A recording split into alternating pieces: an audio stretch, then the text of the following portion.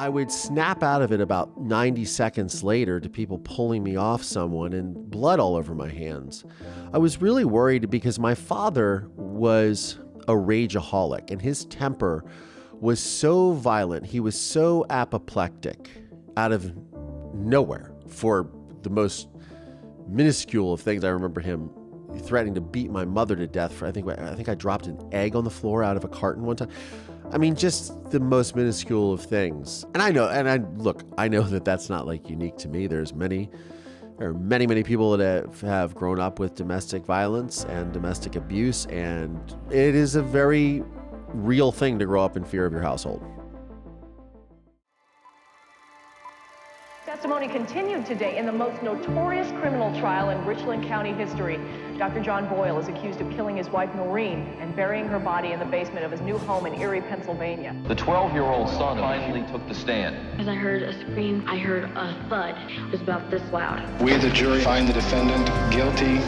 When I was 12 years old, my testimony sent my father to prison for murdering my mother. This podcast serves as a type of therapy and reconciliation for myself, and it is my hope that it helps anyone who has experienced deception, betrayal, and dark trauma. I'm Collier Landry, and this is Moving Past Murder. Hey movers, what's going on? Welcome back to another episode of Moving Past Murder. I'm your host, Collier Landry, and what's going on, everybody? What's going on? What's going on? One of these days, I'll either get tired of singing that song or I'll get in trouble. One or the other. Anyways, I'm in a good mood. Got a great episode for you guys today. Thank you so much for tuning in. And I want to give a special shout out to my new Patreon subscribers, Jess Jules and Shelly Seckel. Thank you guys so much for contributing to the program. If you want to contribute, it is patreon.com/Collier Landry. Your support is appreciated because things like that allow me to continue making content that I feel best suits you guys, my audience. And I really love what I do. So I'm excited to have everyone's support. And thank you to all of you guys that are joining me when you see me on TikTok. Thank you for all my fans that are joining me every Tuesday at 11 a.m. Pacific, 2 p.m. Eastern time on my Instagram lives, where I answer your questions and answers. And we are going to be doing TikTok live very soon. I promise. I'm going to get on that schedule. It's just a lot. And there's been a lot going on in my life. I've been shooting commercials and things like that, working on a documentary, and then doing the podcast, which I love doing. So thank you all so much for just supporting. If you're watching this on YouTube, like, subscribe, please. It helps with the algorithm. For those of you that are tuning in via Apple Podcasts, Spotify, thank you so much for subscribing, listening. Your positive reviews and even your so-so reviews are welcome. And even if you want to write something nasty, that's fine too, I suppose. I'll probably read it on the air though. So be warned. Speaking of that, every week I do a random either DM or comment on YouTube that I do read to you guys, just to sort of answer a question that people ask me. But this particular week, I am going to answer a bunch of those questions because recently, as some of you know, I started really posting on TikTok, telling my story in a little bit more of an intimate way to the camera, which I think is super cool. And my TikTok is blowing up. So thank you, all of you guys who are supporting there. But I have lots and lots of questions that you guys have asked me. So I want to devote this week's episode to answer some of those questions. Now, I realize I can do that on TikTok, and you guys all know that. But I kind of wanted to do it on the podcast because, I don't know, I felt like it. And I feel like some of these answers might really benefit the entire audience, for those of you that are not on TikTok. And, I can extrapolate a little bit more because a lot of people that have discovered me on TikTok have not seen the film A Murder in Mansfield, or they have not heard my podcast. They're just looking at stories. And it's a very cool platform because I'm able to speak to a different audience that is really like, there are a lot of really great people and creators on TikTok that are posting about trauma recovery, mental health awareness, things of that nature, that are really important to them. And so to be able to speak to those people in a whole different way is a really cool thing and a powerful tool. And so I'm really grateful for that opportunity, and I'm really grateful for the support. So in a way, sort of give back and also to generally enhance the program, I wanted to read these questions. So Obviously, a lot of people have come to this program or discovered me because of, they may have seen my case on Forensic Files, which is an extremely popular episode. I believe it is called Foundation of Lies, Season 5, Episode 13, if I'm not mistaken. Don't quote me. And I've actually interviewed the woman who runs the Forensic Files Now blog, which is very popular. She's writing a book which will be out this fall. Her name is Rebecca Reisner. I interviewed her a few months ago on the podcast. Really wonderful woman, because I am genuinely curious why people come into true crime. I have my own strong opinions about it. And there are many people that ask me, and this is not a particular TikTok question, but many people ask me about the film and was I into true crime and all these stuff. The actual truth of all of this, and I will get into like my filmmaking journey and how I came to Hollywood and why I did all this, but it's pretty much because I wanted to tell my mother's story and share my story and help others. My film is directed by a woman named Barbara Koppel. She has won 2 Academy Awards for documentaries. She is very well known in that industry. In the filmmaking industry, she is very well respected, obviously, and amazing filmmaker. And she has done films on many people, from the Dixie Chicks Shut Up and Sing film to Miss Sharon Jones to her 2 Academy Award-winning films, American Dreams and Harlan County, USA, which was her first Academy Award that she won, which is amazing, and it's like in the National Archives, I believe. Don't quote me, but you know, her films have really given empowerment to female directors, and also really helped give voices to people who voices to the voiceless, not to use a cliche term, but she has really been a pioneer in that. When we made the film A Murder Man's, we set out just to make a film to tell my story, to tell the story of my mother and her murder, and to show.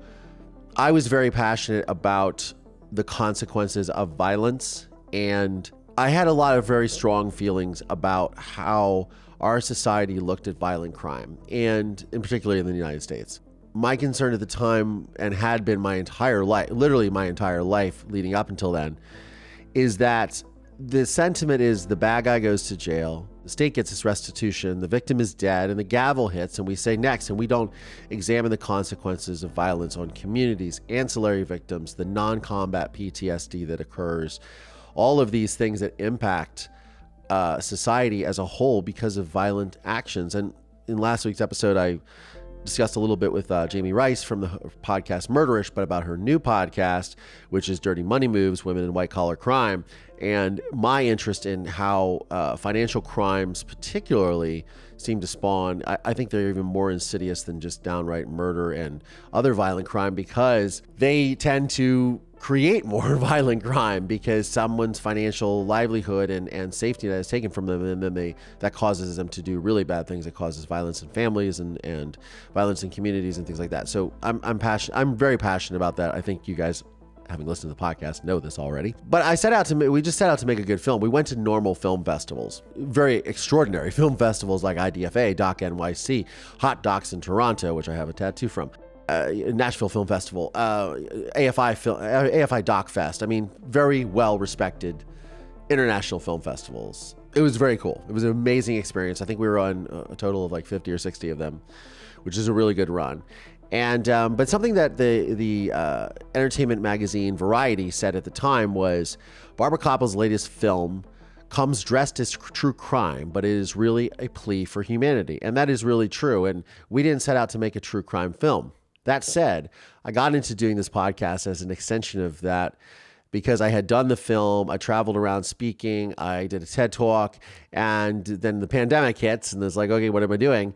And I started the podcast because of my just wanting to extend the story and wanting to help more people. And also, this is very therapeutic for myself as well, to talk about these things, read my father's letters from prison, and show you guys narcissism, manipulation, gaslighting, psychopathy, sociopathy, all these wonderful things that affect us in violent and true crime. But one of the things I didn't really understand, and as I'm getting to know with my recent trip to CrimeCon in Las Vegas, now a little over a month ago, is the sort of insidious underbelly that lies in the true crime world. And I'm very specifically talking about podcasts and television shows and people that host those podcasts and television shows and that create this content, and how it is not survivor centric, but how it is money and profit centric. And look, full disclosure, my goal is to monetize this podcast so I can do this full time as a living, and I can and bring content that I feel is really important from a survivor's perspective. That said, there are a lot of people that exploit victims and survivors in true crime. And I'm becoming more and more aware of this, because I had no clue that this goes on, because I am, despite everything I've been through, a very optimistic and passionate person. And I just don't believe that the world is this dark and evil place all the time. I'm not suspicious. I don't operate under a guise of suspicion or like, what is that person's motives or this and that. And maybe I should. Maybe that's my own naivete. I don't know. I don't think it's a very good way to live. There are a lot of people that ask me, am I paranoid about my father getting out of prison? Am I afraid of my father and this and that? No, I'm not. You know, I do have moments that I think about it, but I don't operate that way. That said, I'm becoming keenly aware from some very specific survivors how their stories were exploited.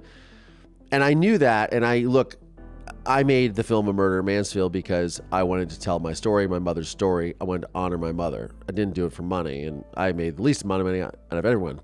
That is not the case here, and I don't really care about that. That's not why I did it, and that's not why I'm talking about. On that note, there is a lot of talk in the Twitter sphere, in the Reddit forums. There are people that are using their power under the guise and the veil of journalistic integrity to not only manipulate victims' stories, but also to manipulate them themselves for sexual exploitation. They're predators. They are sexual predators. I was witness to this from afar recently, and I've had people come to me with the stories, and they've been verified. And I've worked in the entertainment industry for close to 15, maybe even 20 years. I saw the fallout of the Harvey Weinstein scandals. It is quite one thing to exploit a survivor's story for personal and professional profit. It is quite another to exploit them in a way that is predatory, in a way that makes them feel uncomfortable when they've already been victimized. And as those of you that can see me on YouTube, you see my little twitching and my little sort of thing, because I get very angry when I think about this, because this is shit my father did. This is sociopathic, narcissistic, callous, wanton behavior. And for that, these individuals and those that protect them should be excoriated. So it will be interesting to see what happens in the next several months. I think we're going to see people want to see true crime and conscious true crime. Now to today's episode, after I've kind of gone through my little diatribe.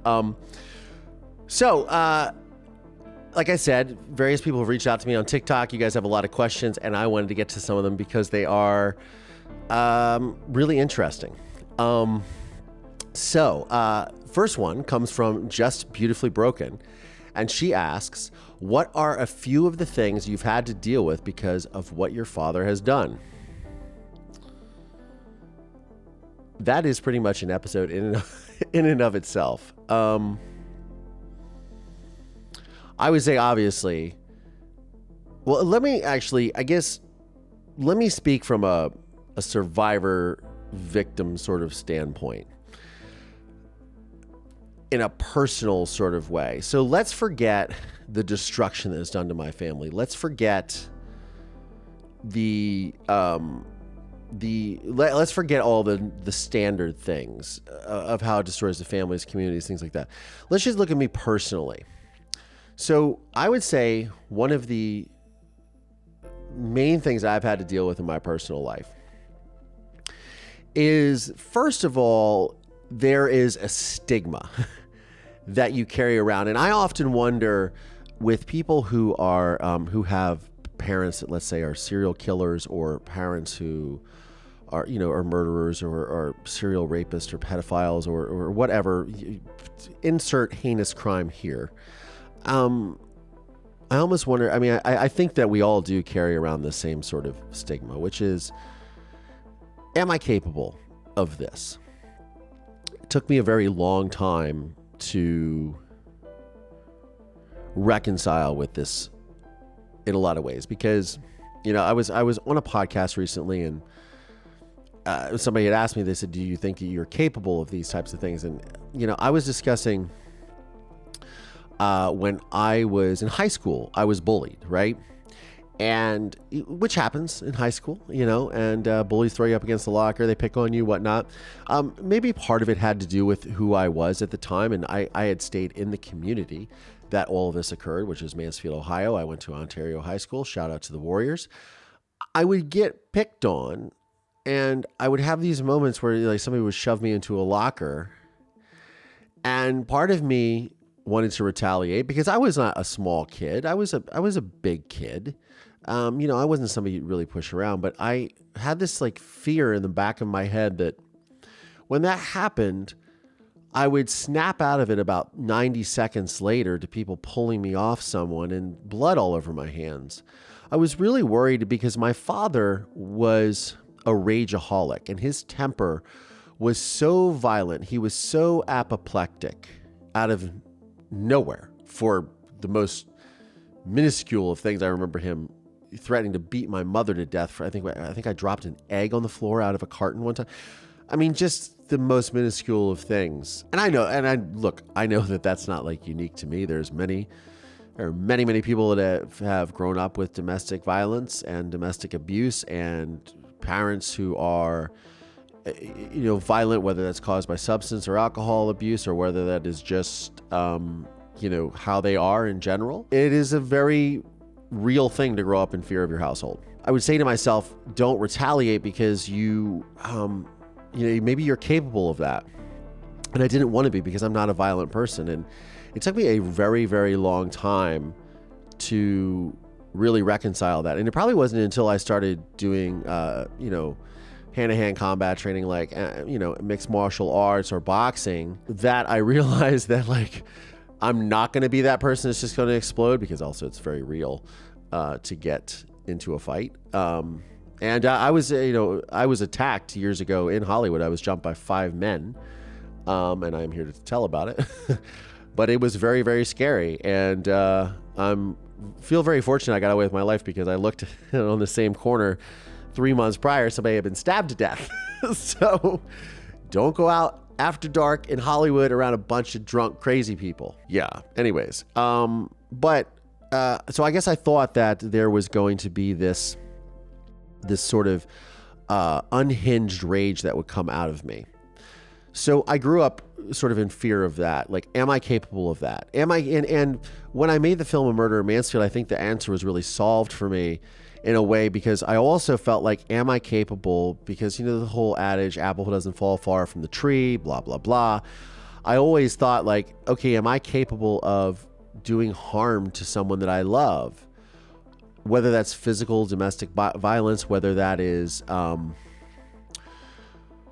whether that would have been something as callous and as heinous as murder and murdering my wife or my partner. It was always something I knew in my heart I wasn't capable of, but your head sometimes gets in the way of these things, and you're like, well, could I do that? Could that happen? I mean, that's real shit, man. And I think that people that go through traumatic circumstances such as myself, yeah, those things are in the back of our mind for sure. So there was a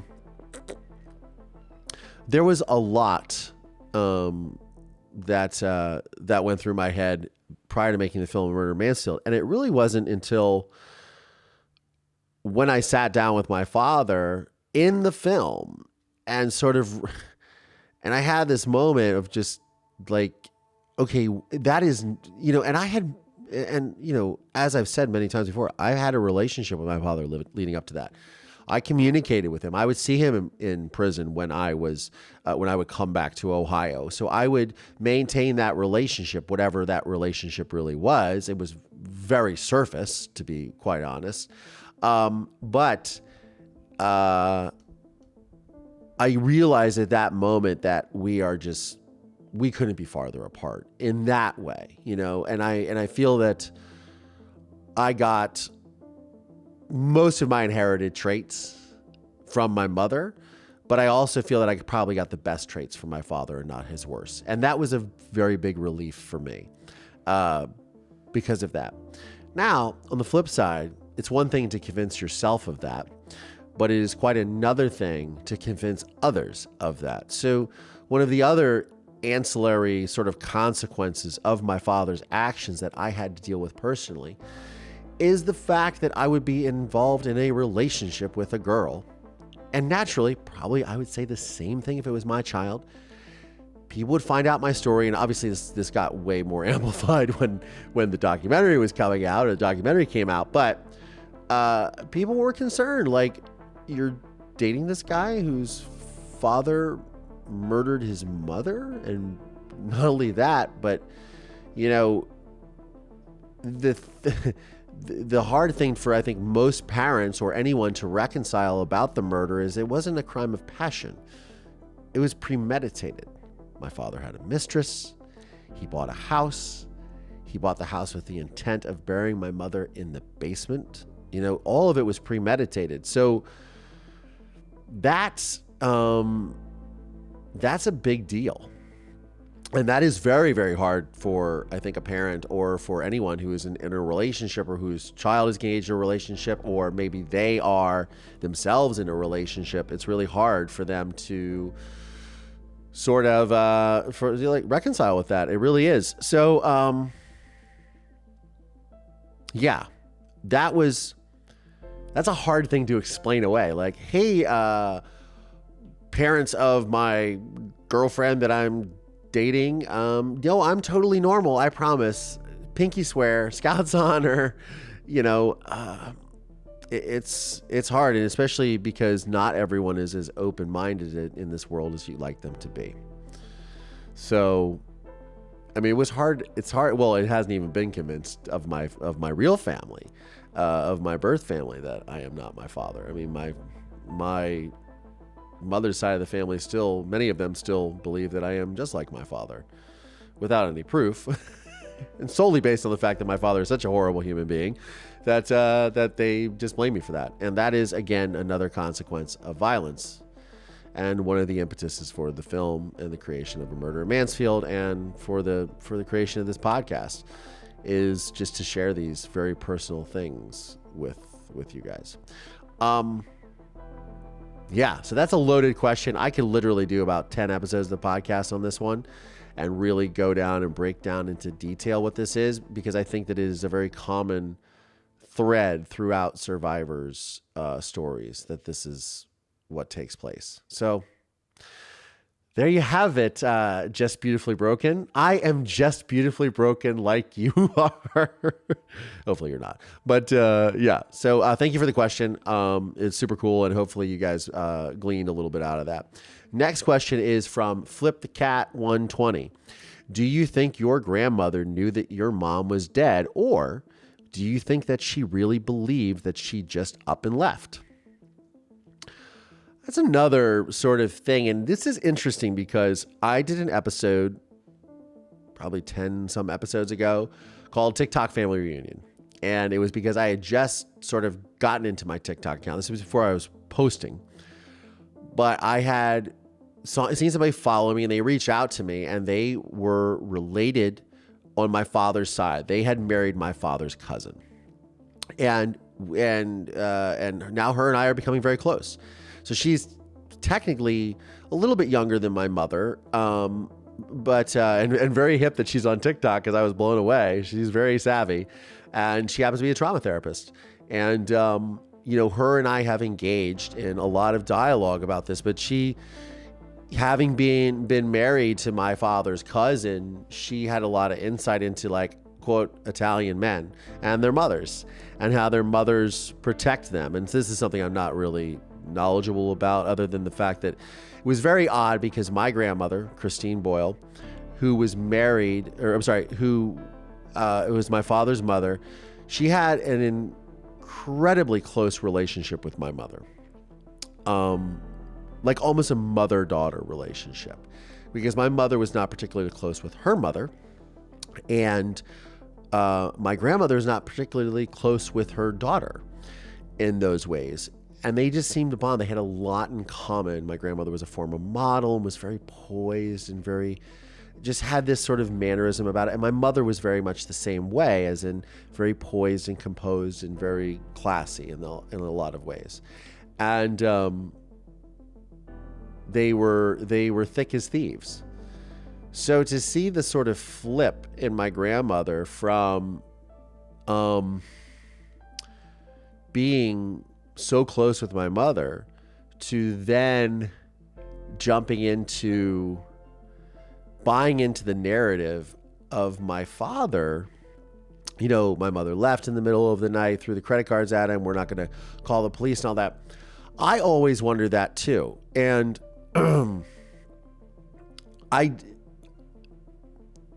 seeing the situation play out as an 11-year-old child and knowing what was going on, the thing that I picked up on with my grandmother was she was supporting her son.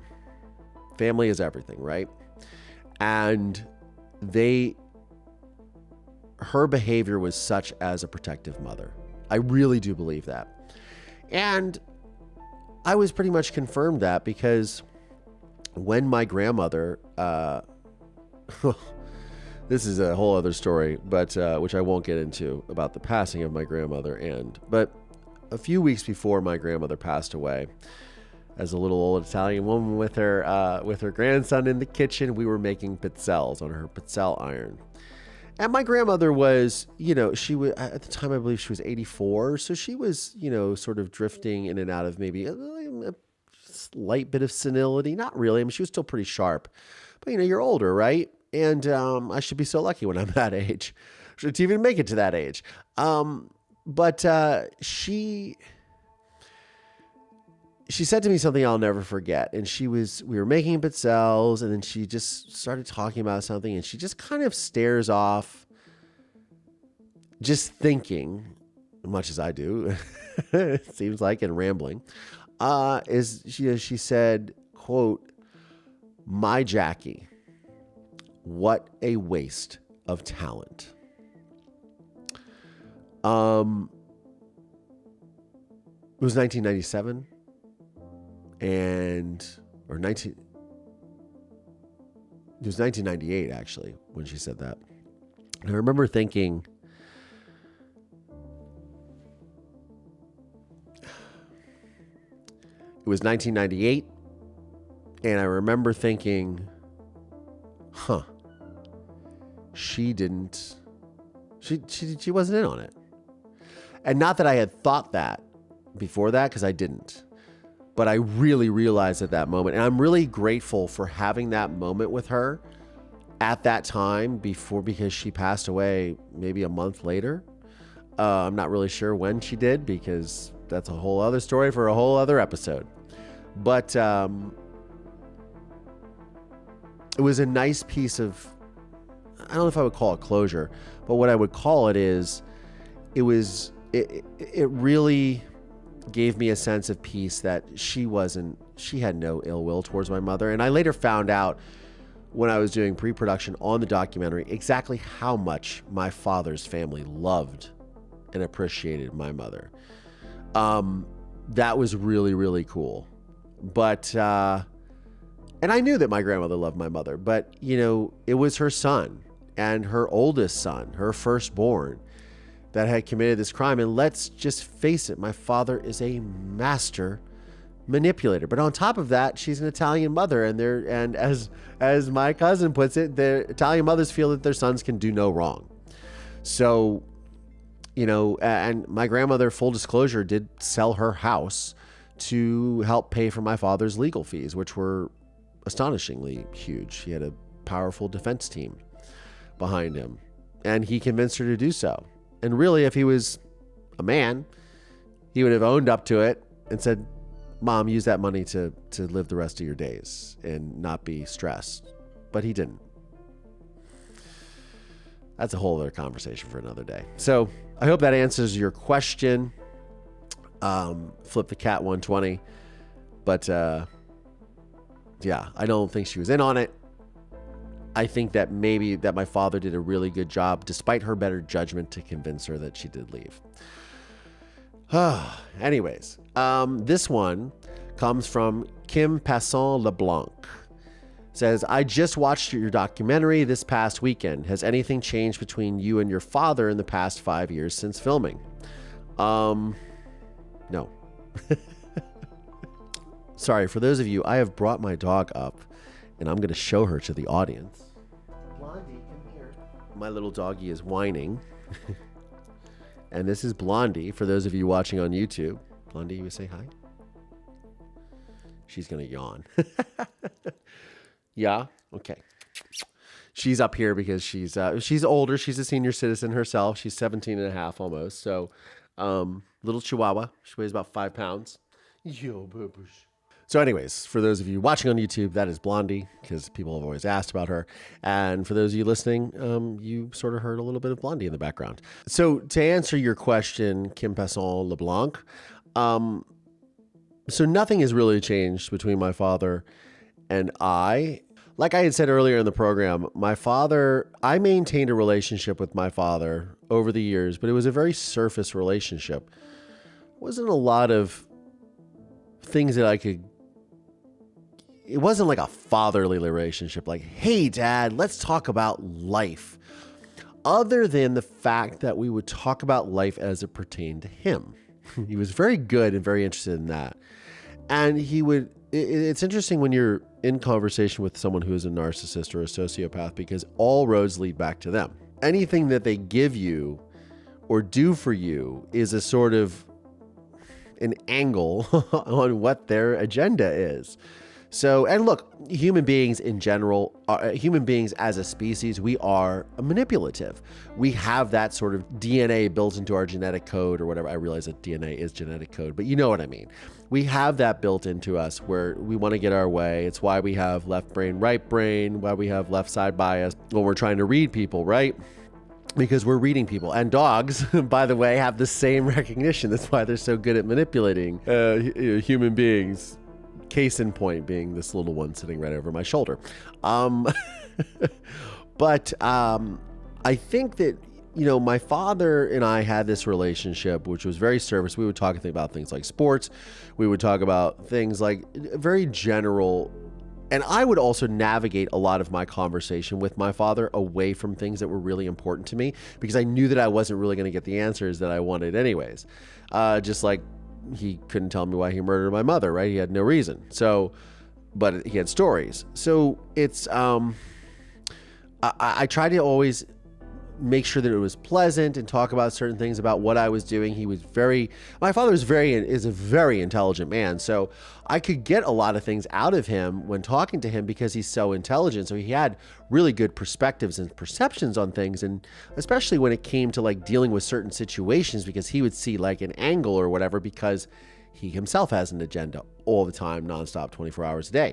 So when you're getting a perspective from someone like that, it actually is very valuable when you're looking for something, because they know what to look for. I mean, they don't realize they're telling you this. That's the really interesting thing about a narcissist and a sociopath, because they lack empathy, because they really do only care about themselves and how what you are in relation to them affects them and their well-being. It's like a survival mechanism almost in a certain way. So if I wanted something, I had to sort of make it appeal to his sensibilities, like how it's good for him, right? Yeah, it's interesting. And there's, an episode about 10, 12 episodes ago called Surviving a Murder in Mansfield with Dr. Dennis Marikis, who is in the film A Murder in Mansfield. He is a psychologist that I see that I'm very open and honest with and authentic and vulnerable in my discussions.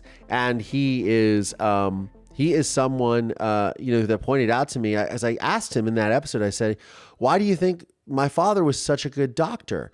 Why, people loved him. Why was he such a good doctor? And he explained to me that people who are narcissists, they tend to enter professions because he was the healer. People were dependent upon him. He felt he was wanted and he felt superior because of that. And people who are that way tend to engage in professions like that because it benefits their ego and who they are, which is fascinating. And it's sort of like, okay, they become so good at what they're doing, but it's really all about them, and you're just along for the ride. So because they're really good at what they do, because it's all about them, you end up getting really great care. For example, my father being a doctor, you end up getting this really great care from the doctor because he's most concerned about himself and his reputation, and also like it's very interesting. So there was always like these agenda-filled conversations, and so when I say to my father, when he gets up and I hug him and I say, "I love you, Pop," and look, that was something I didn't even remember saying. It wasn't until a guy from the New York Times was interviewing me and he said, "Hey, you know, I saw the film." He's like, "There's something that stood out in the film that you say that literally sums you up in 3 seconds." I said, "What is that?" And he goes, "Well, when your father gets up and after he won't give you the answer and you're discussing all these things, and you just say, 'I love you, Pop,' when you hug him." It's like, that tells me everything I need to know about you. And I was really flattered by that. I thought that was a really heartfelt comment to say to me. Well, also, I thought about it and I'm like, well, he is my father. I do love him because he is my father. But also, what choice do I have? So, but no, I have not. The relationship has not changed. I mean, I'm in a perpetual state of forgiveness with my father because it's really about myself and moving on. Show's called Moving Past Murder for a reason. But it's the relationship has not changed. And look, my father's emailed me. I probably should get a look at this. And there's, to be honest, there's a lot of times that I think about, what happens when he's gone. And am I ready for that? Am I really ready for that? I feel that I'm at peace and that I've had this whole thing, but like, am I? Like, I don't know. I really don't. That's about as honest as I can be because I'm just not sure. Hope I am. I don't know. It's another stage of life I don't know if I'm ready for. But anyways. Last question is from, well, there's many questions, but this is the last one we're going to address in this episode. Last question is from Blueberry Buckle. It says, "I was an elementary school teacher. I would have believed you. I am so glad that cop," meaning David Messmore, "gave you his business card. Were you worried for your own safety?" The short answer would be yes. The longer answer is yes, but I didn't care. So while and I believe that the period of time that she's referencing, I know is between when my mother went missing and when my mother's body was found. And when I was actively working with police and specifically Dave Messmore, the detective, and he was coming to my school and I was giving him all the information. And the interesting is the more that I talk about this in interviews or on podcasts or on the podcast itself or on TikTok, wherever I'm discussing, the more that I talk about it, period, honestly, the more I think about how dangerous that was as a child and also how valuable the information that I gave him was. Because if I had followed my father's direction, which was, we're not going to talk to the cops, we're not going to call the FBI, which when he said the FBI thing, I thought was the most bizarre thing in the world, because I'm thinking we live in a small town in Ohio. Why would the FBI care? And why would you say this? Like, you've just escalated things. Because I knew my mother was dead, and that was even further proof that morning of December 31st, 1989, when my father is saying this to me. But I realize now, and in talking to other survivors and other victims and families that are looking to get closure for the loss of a loved one, whether that loved one is still a missing person or whether that loved one was killed but the perpetrator has not been brought to justice, or they are currently in a legal situation where they're waiting for that perpetrator to be brought to justice. Looking at you, Sarah Attorney. There is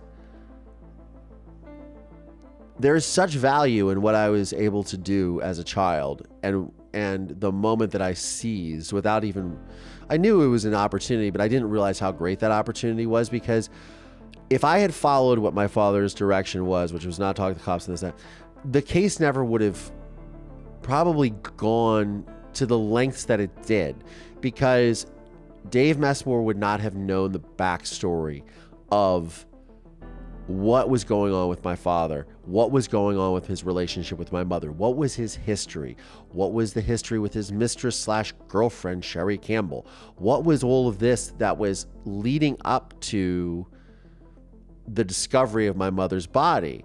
And, you know, forget me finding the house and the picture of the mistress in front of the fireplace wrapped in plastic with her 2 kids, which ultimately led them to the Erie, Pennsylvania house where they discovered my mother's body buried underneath the basement floor. Spoiler alert. But they, it was like giving inside information. It was like insider trading in the stock market, because I had all of this info that normal police officers, police detectives are not privy to, because nobody talks to the cops. It's like, keep your mouth shut. Don't talk to the cops. Okay. And the thing is that because I chose to do that, I gave them like a head start. And, you know, it took 25 days for them to find 26 days really for them to find my mother's body. If they hadn't had that head start, it may have been months or a year, and I guarantee it wouldn't have happened. And that's really the thing why I do this podcast, why I talk about this, why we made the film, is to bring awareness to this type of thing. Because look, I was telling someone the other day, you know, you have Robert Durst, who recently passed away of COVID of all things, you know, a psychopath. You know, if you guys haven't seen the Jinx, it's a fantastic series on HBO. Amazing. You know, he was about ready to face charges for murdering his wife, Kathleen McCormick, who went missing in like 1984. And I don't know if they were getting a divorce or what it was. And look, Robert Durst does come from a wealthy New York real estate family, but that's not why they weren't investigating it. They were investigating it because all the leads were cold. It wasn't because somebody paid off the cops, because his family didn't like him.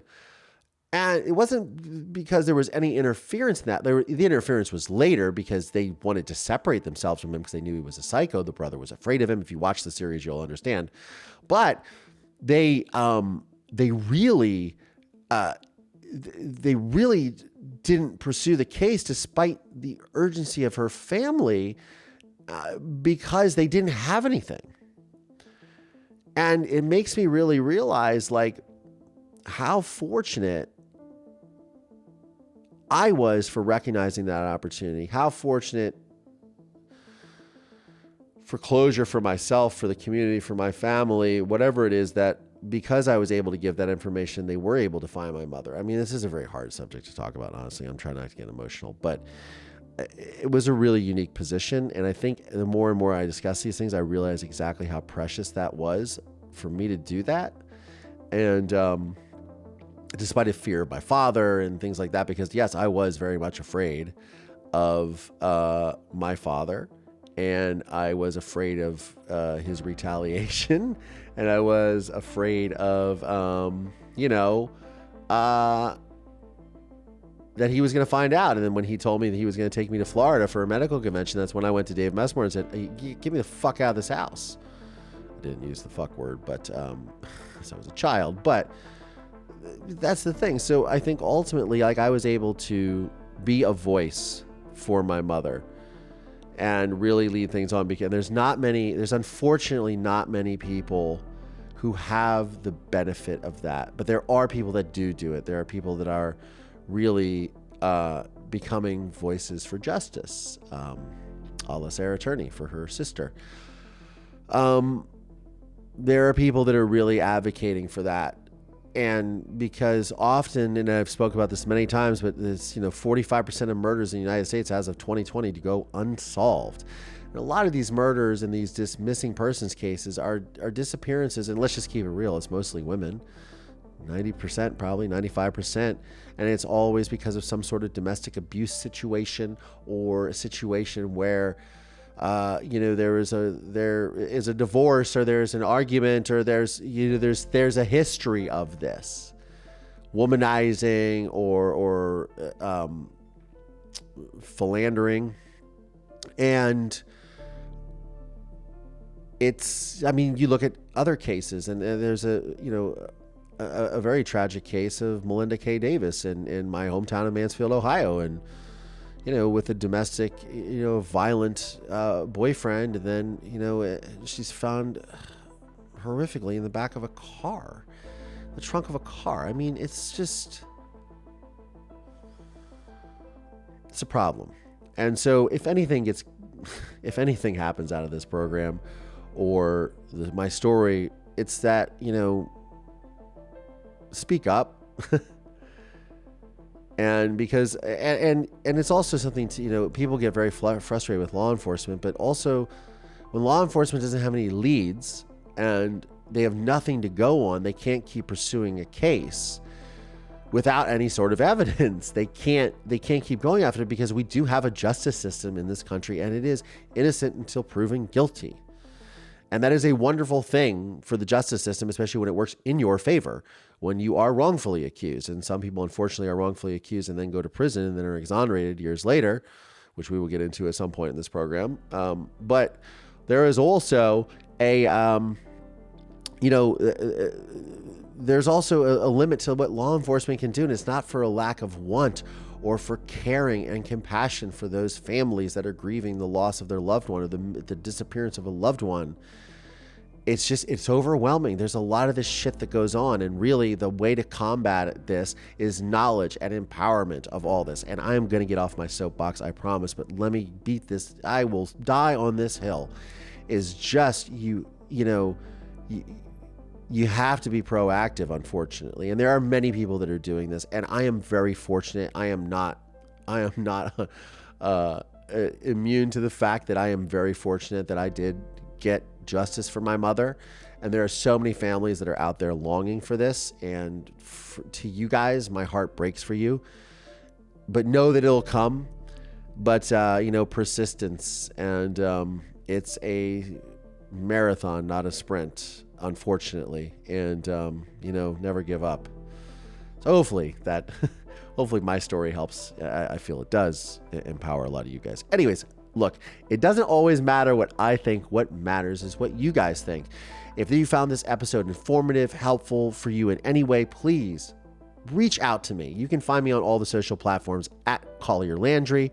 You can reach out to me at movingpastmurder@gmail.com, but reach out to me on my DMs. I do read them. I don't get to all of them. I try to respond as much as I can, but until this program, it generates something to help me sustain it. I do have a regular filmmaking, and I'm doing all these things. And so I do get busy from time to time, and just understand that. And I'll understand that you guys want to get your questions answered, and we'll meet somewhere in the middle. I think it's a great play. I think it's a great way to do it. But yeah, please reach out to me. I do read what you guys say. I do take to heart your comments when I see them, and I read them. I try to like them, and I try to respond as much as I can. Just know that I hear you, and I love hearing from you. And I always want to hear how I can improve this program and deliver content that suits you guys best, my audience.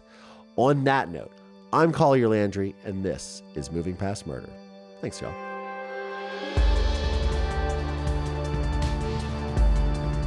This podcast is made possible by support from listeners just like you.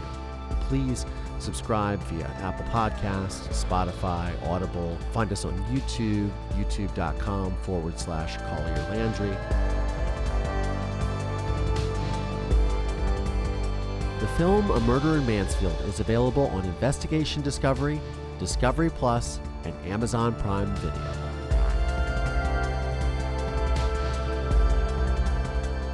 This podcast is a production of Don't Touch My Radio in association with RSA Entertainment. Please visit mpmpodcast.com to show your support today.